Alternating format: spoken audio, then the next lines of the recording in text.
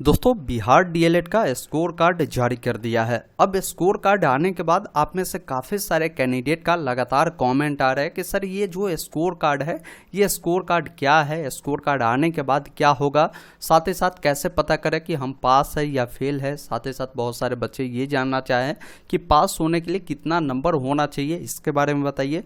काफ़ी सारे कैंडिडेट का ये कहना था कि सरकारी कॉलेज हमें चाहिए तो कितना नंबर होना चाहिए वो बताइए। और ख़ास बात ये है कि इस बार क्या है कि बहुत सारे बच्चे लगातार इस चीज़ों को लेकर परेशान है कि इस बार इस स्कोर कार्ड में क्या है कि 3 चीज़ें दिए गए हैं। पहला है ऑब्टेन्ड स्कोर, दूसरा है ओवरऑल रैंक और तीसरा है कैटेगरीज रैंक। अब इन तीनों का क्या मतलब है मैं आपको पूरे डिटेल में बताऊंगा, जिससे आपको कहीं भी कोई परेशानी नहीं होगी। किस में कितना नंबर है तो उससे क्या आपको चांसेस बन सकते हैं वो भी मैं जानकारी दूंगा। इसके अलावा ये बताऊंगा कि प्राइवेट कॉलेज कितने हैं, इसकी लिस्ट में डाउनलोड करना आपको बताऊंगा। आप अपने जिला का प्रॉपर देख सकते हैं, कुल कितने सरकारी कॉलेज है वो भी आप देख सकते हैं। साथ ही साथ काउंसलिंग प्रक्रिया कब से शुरू होगी, क्योंकि अब अगले चरण आपका काउंसलिंग का ही है। काउंसलिंग जब आप करेंगे तो उसके लिए कौन कौन से आपके आवश्यक दस्तावेजें हैं जो लगेंगे, जिसको आप अभी से रेडी कर सकते हैं। और साथ ही साथ इस बार एक्सपेक्टेड कटअप क्या होगा, क्योंकि अभी कटअप आया नहीं है, इसलिए एक्सपेक्टेड कटअप हम आपको बताने वाले हैं। तो इतने पॉइंट जो है आपको इस वीडियो में मैं कवर करने जा रहा हूँ जो काफ़ी महत्वपूर्ण है। अगर आप बिहार डीएलएड का फॉर्म भरे हैं तो इस वीडियो को देखिएगा, तो इसके बाद कोई अन्य वीडियो देखने की आपको कोई आवश्यकता ही नहीं होगी। मैं आपको पूरी जानकारी डिटेल में समझाता हूँ। वीडियो अगर आपको पसंद आए तो प्लीज़ इसे एक लाइक जरूर कर दीजिएगा और ऐसे लगातार अपडेट के लिए आप चैनल को अवश्य सब्सक्राइब कीजिए, ताकि आने वाली सारी अपडेट की जानकारी मिलेगी। मैं आपको एडमिशन तक मदद करूंगा, जब तक आपकी एडमिशन नहीं होगी लगातार वीडियो आती रहेगी कैसे कैसे क्या करना है। व्हाट्सअप चैनल, टेलीग्राम का भी लिंक मैंने दे दिया है डिस्क्रिप्शन बॉक्स में, अवश्य जुड़िए ताकि आपको पूरी जानकारी वहां भी मिलती रहे। सबसे पहले बहुत सारे बच्चे अभी तक स्कोर कार्ड नहीं डाउनलोड किए हैं, तो उसको मैं प्रोसेस समझाता हूँ, फिर आगे की प्रोसेस मैं बताता हूँ। देखिए स्कोर कार्ड डाउनलोड करने के लिए गूगल में लिखना है ऑनलाइन अपडेट एसटीएम। आपके सामने ऑनलाइन अपडेट STM.in का यह ऑफिशियल वेबसाइट आएगा, इसे ओपन करेंगे। रिजल्ट वाले कैटेगरी में मिलेगा बिहार डीएलएड रिजल्ट 2024, जिस पर क्लिक करेंगे। नीचे स्क्रॉल कर आएंगे, डायरेक्ट आपको लिंक मिल जाएंगे यहाँ पर रिजल्ट देखने का, जिस पर आपको क्लिक करना है और यहीं से आप अपना स्कोर कार्ड देख सकते हैं। इसका लिंक जो भाई एक्टिव रहेगा ये 4 जुलाई 2024 तक रहेगा। इसके बाद चाह कर भी आप इसे डाउनलोड नहीं कर पाएंगे, इसलिए आप हर हाल में इसे डाउनलोड कर लीजिए। इसके लिए आपको अपना एप्लीकेशन नंबर जो भी आपका डेट ऑफ बर्थ है उससे डालना है, लॉगिन वाले विकल्प पर क्लिक करना है। आपके सामने आपका जो स्कोर कार्ड है वो खुलकर आ जाएगा, जिसमें आपकी पूरी जानकारी मिलेगी। खास रूप से मैं आपको बता रहा हूँ कि ऑब्टेन्ड स्कोर, ओवरऑल रैंक और कैटेगरी वाइज रैंक, इसका क्या मतलब है। देखिए इसे प्रिंट करने के लिए आप Ctrl+P करेंगे, इसका प्रिंट आप ले सकते हैं या इसका स्क्रीनशॉट लेकर आप रख लीजिएगा। यहाँ पर सबसे पहला चीज़ आपका दिए गया है, ये पूरे स्कोर कार्ड में सबसे महत्वपूर्ण चीज़ें जो है ये 3 पॉइंट ही है, इसको आप अच्छे से समझिए। ये ऑब्टेन स्कोर क्या है, तो ऑब्टेन स्कोर का ये मतलब है कि 120 अंकों का जो इसका एग्जाम हुआ था आपने दिया होगा, उस 120 में आपका क्या स्कोर मिला है वो जानकारी मिलेगी। जैसे इनका देखिए 42.1483, इस प्रकार पॉइंट में भी बताए गए हैं कि इतना नंबर इनको मिला है। तो ऑब्टेन स्कोर का मतलब है कि आपने जितना नंबर गेन किया है वो जानकारी आपको यहाँ पर मिल जाएगी। आगे मैं बताऊंगा भी कि कितने नंबर पर आप पास है या फेल है, ये जानकारी कैसे पता करेंगे, तो इसके लिए अंत तक जुड़े रहिए। दूसरा जो यहाँ पर पॉइंट दिए गए हैं ओवरऑल रैंक, ये ओवरऑल रैंक क्या है समझ लीजिए। तो ओवरऑल रैंक का मतलब ये हुआ कि बिहार डीएलएड के लिए जितने बच्चों ने फॉर्म भरा था उस सभी बच्चों में आपका रैंक क्या है वो जानकारी आपको मिलती है। कहने का मतलब ये है कि मान लीजिए पूरे बिहार में अगर 5 लाख आवेदन आया तो 5 लाख में आपका जो रैंक है, यहाँ पर गिन लीजिए इकाई, दहाई, सैकड़ा, हजार, 10,000, लाख, 3,25,972 है आपका अलग डाटा हो सकता है। तो पूरे बिहार में आप इतने स्थान पर है, ये ध्यान रखिएगा। अब तीसरा चीज़ यहाँ पर दिए गए हैं कैटेगरीज रैंक।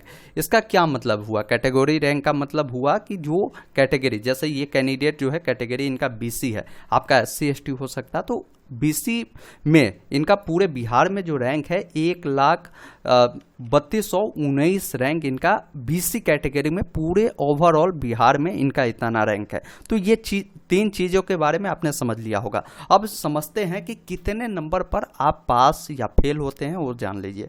तो देखिए सीधा समझिए, अगर आप जनरल वाले होंगे बीसी वाले होंगे, ईवीसी वाले होंगे, ईडब्ल्यूएस वाले होंगे, तो 120 अंकों का 35% नंबर आपको लाना था पास होने के लिए। तो इसका 120 का जो आप 35% निकालेंगे तो इस कैटेगरी से अगर आप आते हैं तो आपका 42 नंबर है। यहाँ पर जब आप देखेंगे स्कोर कार्ड में, यहाँ पर ऑप्टेन स्कोर में अगर आपका कम से कम 42 नंबर है तो आप समझिए पास है। जैसे ये कैटेगरी इनका बीसी है, इनका 42.14 है, इसका क्या मतलब हुआ कि ये जो है पास है, ये आपने समझ लिया होगा। बाकी अदर कैटेगरी के लिए मैं बता दूं, जैसे SC ST कोई फिजिकल हैंडीकैप है, उन सभी को क्या है कि 30% 120 का लाना था, मतलब कि आपको कम से कम पास होने के लिए 36 नंबर आपको लाना था। 36 नंबर है तो पास है, मतलब आप यहाँ पर ऑप्टेन स्कोर में देख लीजिए कि आपका 36 प्लस है तो आप पास है। अब ये पास होने से ज़रूरी नहीं है कि आपको सरकारी कॉलेज मिल ही जाएगा, तो मैं उसके बारे में भी जानता हूँ कि भाई कितने नंबर अगर आपके आ रहे हैं तो सरकारी कॉलेज आपको मिल सकते, वो अब समझते हैं।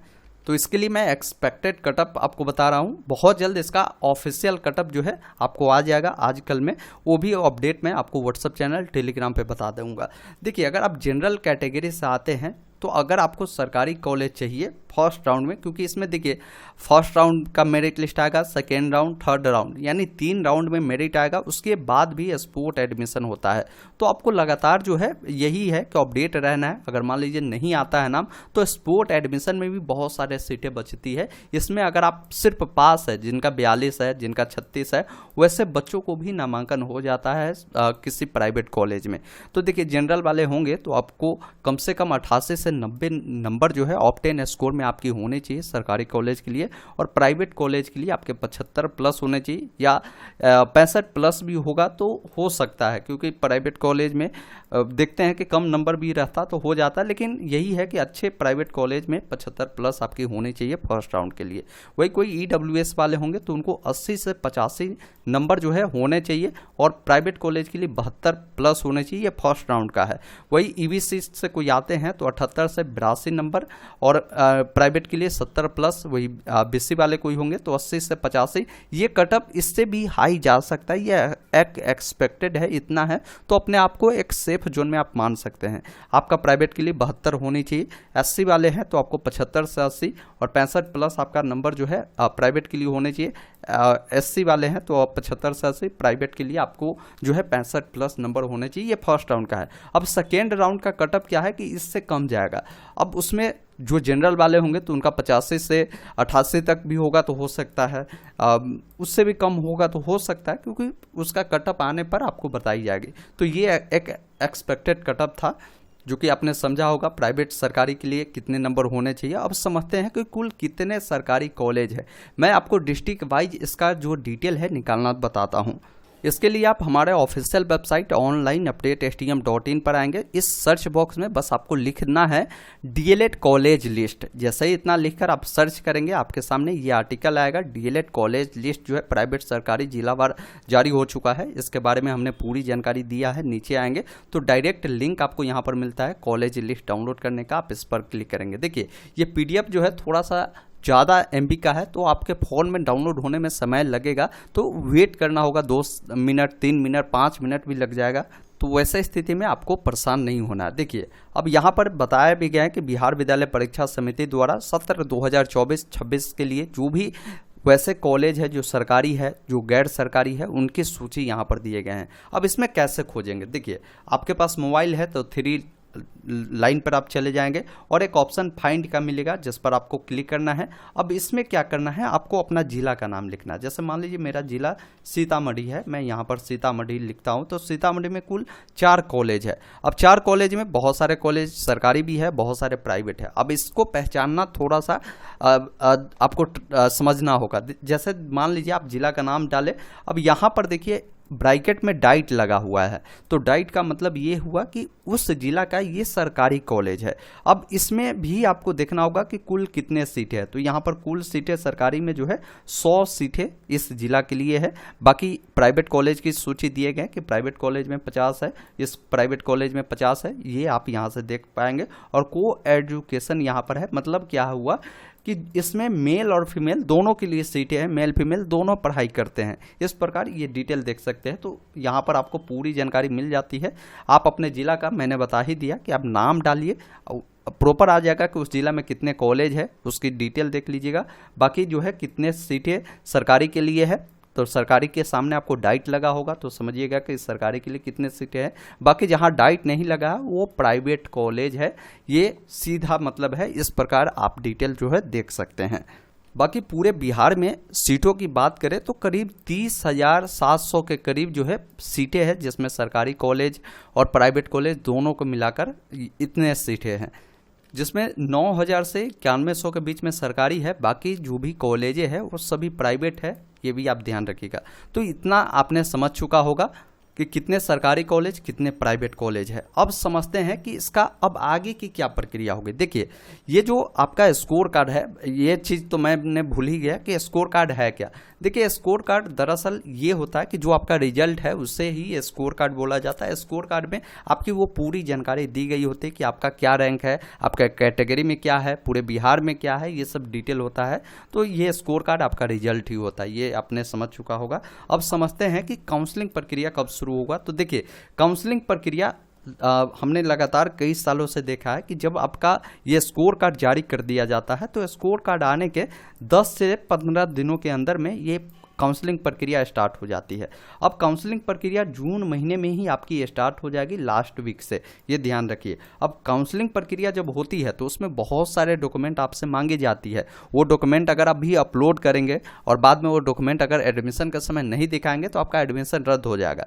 इसलिए आपको क्या करना है कि अभी से ही, अगर आपका अच्छा रैंक है, आपको डीएलएड करना ही है, तो अपने डॉक्यूमेंट के पीछे थोड़ा सा समय दीजिए और डॉक्यूमेंट को बनवाइए। अब डॉक्यूमेंट क्या क्या लगेगा आइए बताते हैं। तो इसमें सबसे पहला डॉक्यूमेंट आपका मैट्रिक का जो मार्कशीट है और जो सर्टिफिकेट है ये भी लगता है। तो मार्कशीट और सर्टिफिकेट दोनों अलग चीज़ है। बच्चे जो है मार्कशीट ले आते हैं, सर्टिफिकेट नहीं लाते, तो सर्टिफिकेट भी आप अपने स्कूल में जाकर ले लीजिए। इसके अलावा जो है आपका ये जो बच्चे 12वीं पास है तो 12वीं का भी अंक प्रमाण पत्र और सर्टिफिकेट चाहिए। जो बच्चे 12वीं पढ़ाई कर चुके हैं उसको इस कॉलेज लिविंग सर्टिफिकेट, जैसा CLC के नाम से जानते हैं, ये मिला होगा, उस CLC को ले लीजिए।